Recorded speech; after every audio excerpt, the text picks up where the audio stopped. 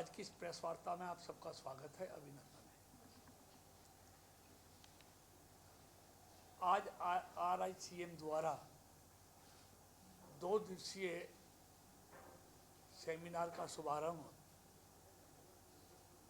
इस क्षेत्रीय कार्यालय में हुआ है, जिसमें मेरी समिति मेरा पोर्टल का शुभारंभ भी आज किया गया है, जिसका मकसद सारी चीज़ों को ऑनलाइन करना, डिजिटल करना और ऑनलाइन ट्रेनिंग देना। इससे दक्षता और कार्यकुशलता दोनों बढ़ेगी। मित्रों, आप जानते हैं देश के यशस्वी प्रधानमंत्री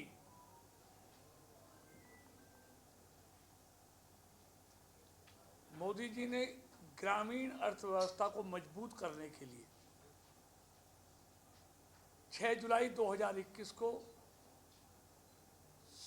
नया सहकारिता मंत्रालय बनाया, जिसकी बागडोर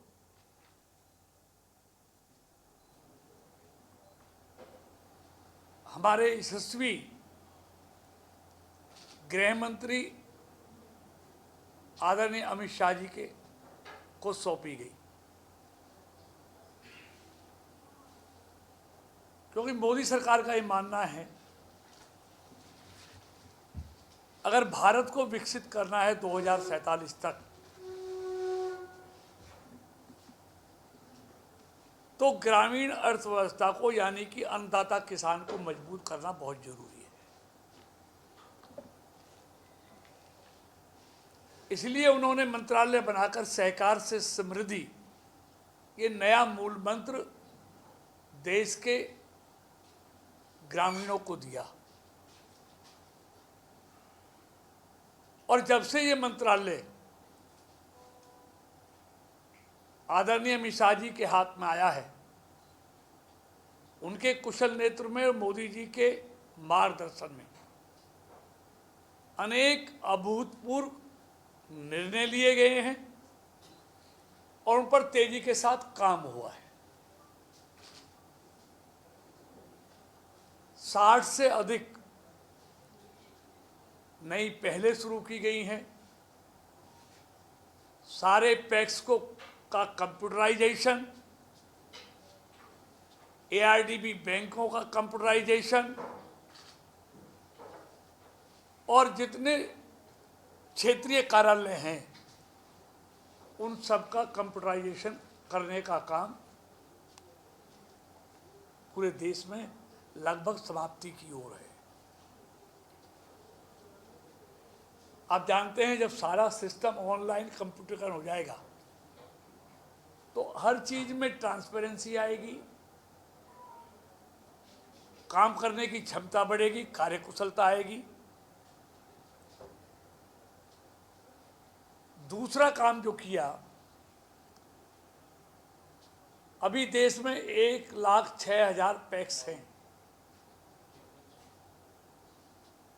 आदरणीय अमित शाह जी ने फैसला लिया कि अगले 5 साल में हम 2 लाख पैक्स और देश में बनाएंगे। अब से पहले पैक्स सिर्फ क्रेडिट का काम करता था। मंत्री जी ने फैसला लिया कि इस पैक्स को भी बहुउद्देश्य बनाएंगे। इसके साथ 20 से अधिक सेवाएं पैक्स के उनको वाइबल करने के लिए उनके साथ सेवाएं जोड़ दी, जैसे कॉमन सर्विस सेंटर है, जन औषधि केंद्र हैं, रेलवे की ई-टिकटिंग है, पानी गांव में पानी देने का काम है, राशन डिपो का काम है।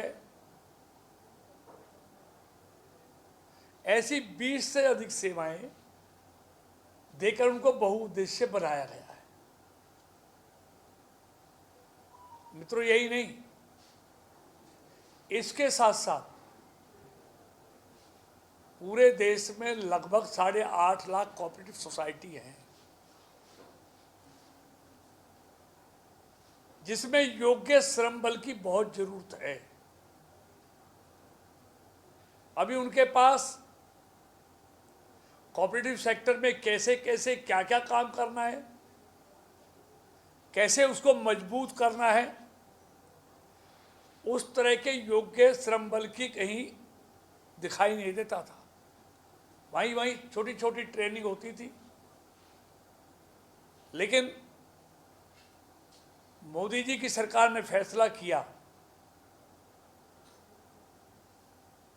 और अभी जो पीछे लोकसभा का सत्र गया है, उसमें गुजरात में एक कोऑपरेटिव यूनिवर्सिटी बनाने का बिल पास हुआ है, और 5 साल में वहाँ सर्टिफिकेट से लेके और पीएचडी तक, डिप्लोमा, डिग्री,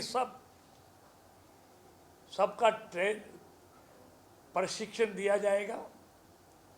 और फिर जैसी जैसी जरूरत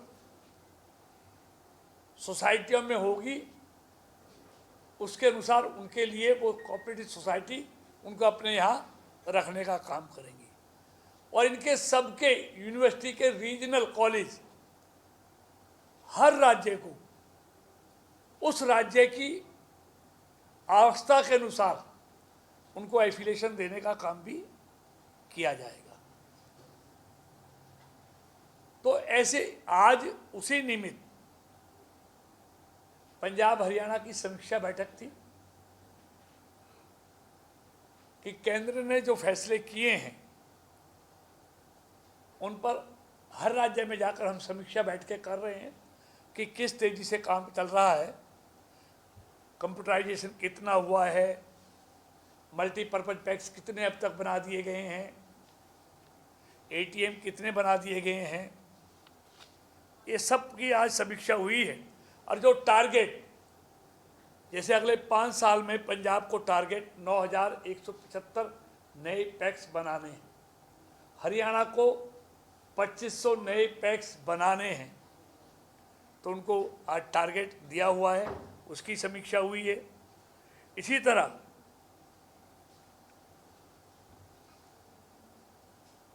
जो अतिरिक्त सेवाएं हैं, कितने पैक्स कर रहे हैं, इस सब के बारे में, ये सारी चीज़ों की समीक्षा आज हमने की है और उनसे इन सब विषयों पर तेजी से काम करने का आग्रह किया है। मतलब कुल मिलाकर इन 4 सालों में मंत्रालय को बने अभी 4 साल भी नहीं, 3 साल से अधिक समय हुआ है, लेकिन कोऑपरेटिव में इतना तेजी से सुधार देखने को मिला है, क्योंकि हमारा मानना है कि सहकार से समृद्धि जो मूल मंत्र मोदी जी ने दिया है, उससे ही ग्रामीण अर्थव्यवस्था को हम मजबूत कर सकते हैं। अगर 2047 में भारत को विकसित भारत बनाना है, तो हमको हर कीमत पर अन्नदाता को मजबूत करना होगा, ग्रामीण अर्थव्यवस्था को मजबूत करना होगा, और उसके लिए मोदी जी की सरकार ने पूरे संकल्प के साथ उसको सिद्धि तक पहुंचाने का निर्णय किया है। इसीलिए मंत्रालय भी अलग से बनाया गया था। तो इतना मुझे कहना, कुछ आपने पूछना हो तो आप पूछ सकते हैं।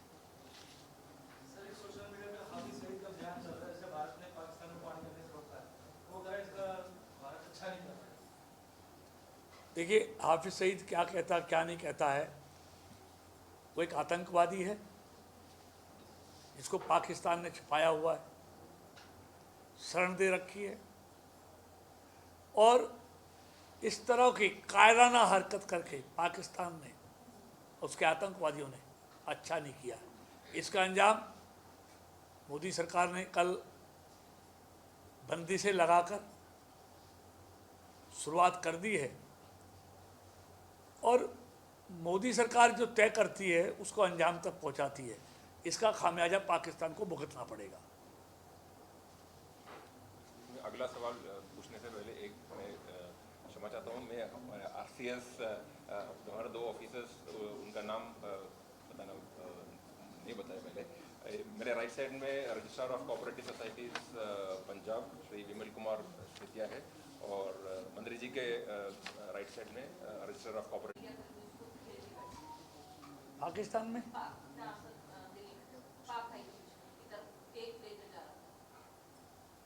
मैंने देखा नहीं है, मेरी जानकारी भी नहीं है इसके बारे में।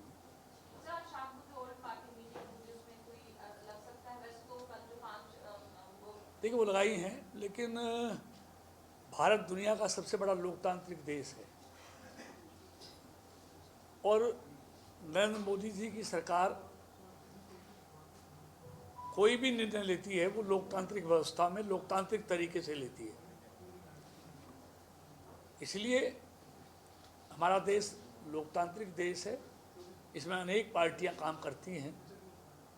इसलिए ऐसे जब कोई राष्ट्रीय कोई मुद्दा होता है तो मोदी सरकार हमेशा सभी पार्टियों से विचार विमर्श करने के बाद अंतिम निर्णय पर पहुंचती है। इसलिए सबकी राय जो घटना घटी है वो बहुत दुखद है। तो आज सारे सर्वदलीय बैठक में सबकी राय लेने के बाद अंतिम फैसले पर पहुंचा जाएगा।